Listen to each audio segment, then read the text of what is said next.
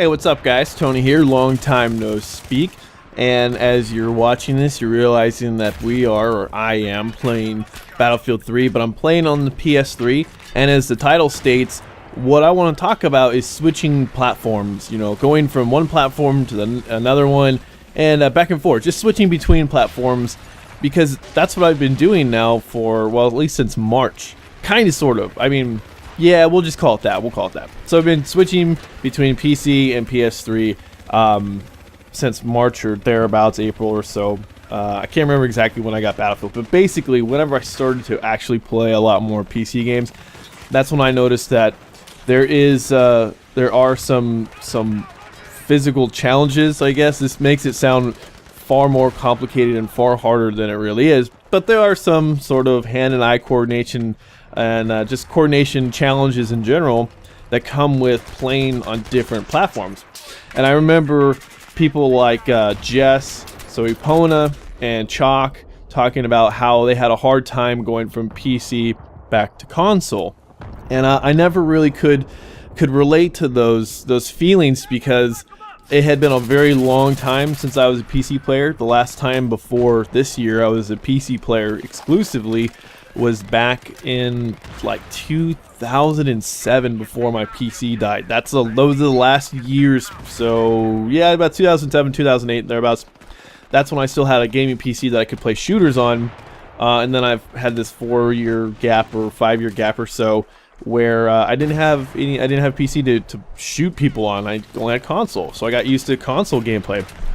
And so I didn't quite understand the challenges they said that they had switching from PC back to console and you know, gaming with us. Because when I met Epona, when I met Chalk, and some of these other guys that have now moved on to PC, we were all console people. And Epona and Chalk were PC. They were multi-platform people. But their primary shooter for Battlefield was PC, and so that's where they're good at. That's the console they're good at. And so anytime they came onto the PS3 was, you know, for the lulz of it all. Whereas like Snoop, Fake Thriller, myself, Veggie, Scanner, Billy, Phoenix, Kuma, EJ, like the list, West, the list is damn near endless. We're all console people, and we were dedicated console people, and we really wanted to have a good time, and we really wanted to win. So we were really good at playing on console, because that's our choice platform.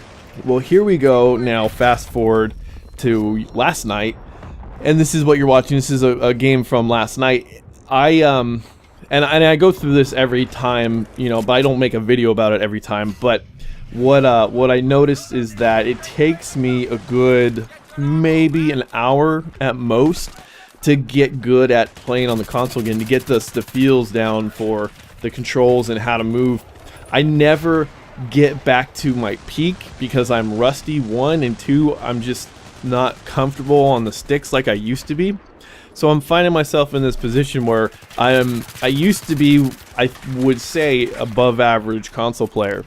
I'm not really one to brag, so I don't like to be, I'm a really good console player.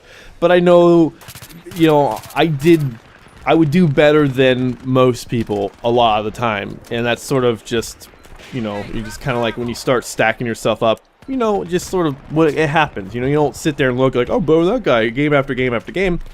But I mean, you know, you kind of know where you lie in with your skill level. There are people who are better than you, and then there are people that are not as good as you. And so I found myself to be sort of the above average category. And then when I switched to PC, I was terrible. I mean, terrible, and I still am. I am probably I would say an average, below average PC player. The skill gap between console and PC is tremendous. And so I've had to work really hard to become, you know, a below to average player on PC.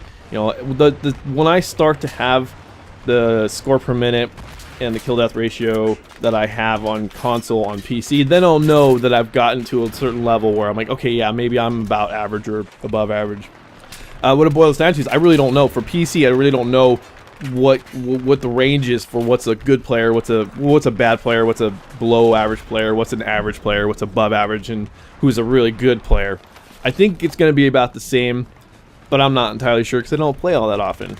And also in a game like Battlefield, to be honest, when it comes to skill, because it's such a team-oriented game. You could be a bad player, but you could do good work for your team, you know, like planting bombs, or, you know, defusing MCOMs, or, you know, taking some of the objective points, or just being a good player, like giving ammo, giving health, fixing vehicles, stuff like that. So you don't have to be the best player to be a valuable player.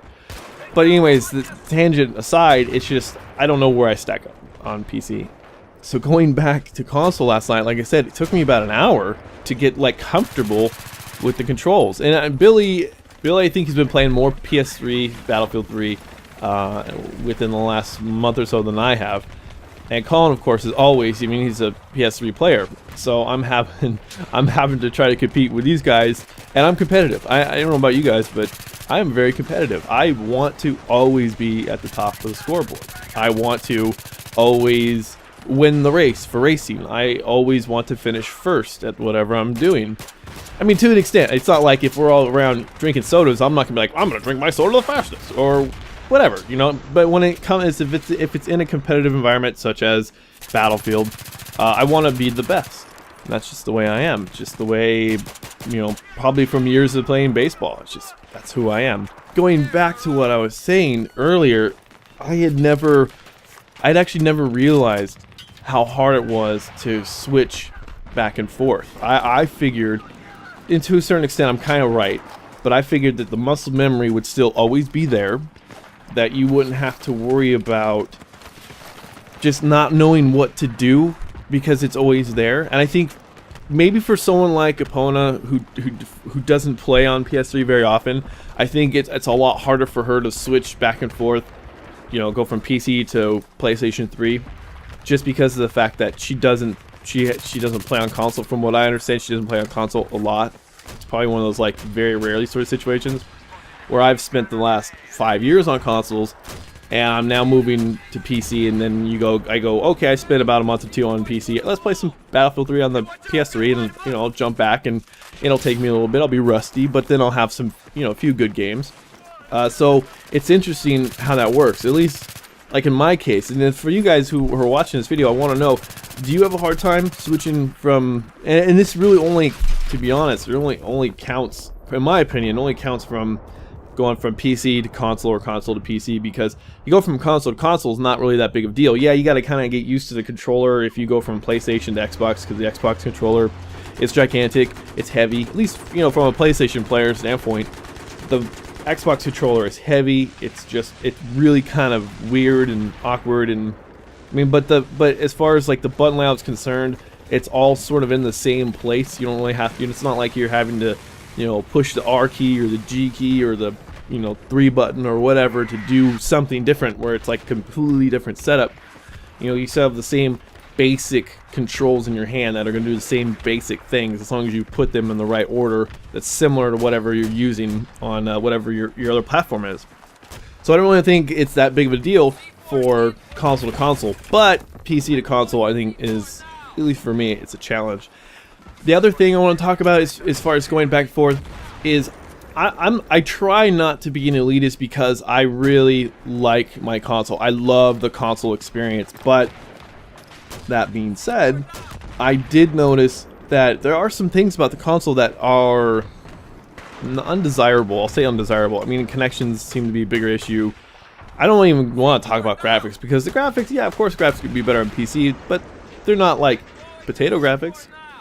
But there's just there is a little, you know what I have noticed, and this is the one thing that I will say, is the accuracy of weapons is easier, and the mouse is easier to control a gun in Battlefield than the thumbsticks. So I found myself constantly going like, how do I get this thing on target? It was really embarrassing, because I knew I was recording this, and I was like, man, I want to use this video, but my aim is just terrible. I mean, it's not, I don't have the best aim in the first place, but damn, Tony, your aim sucks.